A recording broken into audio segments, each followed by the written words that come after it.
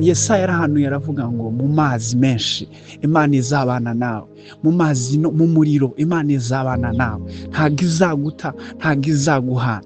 Ngo umubyeyi yabasha kwibagirwa umwana we, ngo ariko Imana yo ntabwo izakwibagirwa.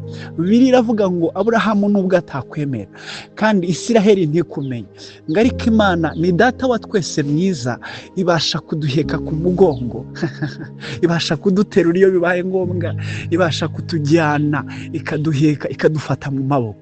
Imana ishimwe cyane. Uri umuntu w'Imana, Imana yaronse ikamuhereza iby'agaciro, ikabimushyira mu kiganza, ikavuga ngo nkuhaye umwana wanjye.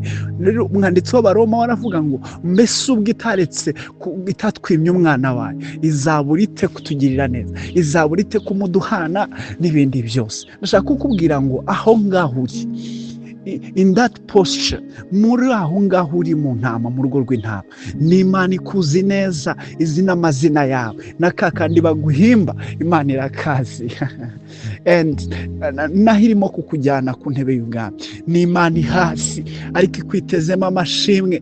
Uzajya wibuka ko ari Imana yabanye nawe kandi izaguha izina rikomeye. Wowe uri kure, wowe uri ahantu habi, ndashaka kukubwira iri jambo, n'Imana ikuzi, izaguha izina rishya, izakuha ubuhamya bufite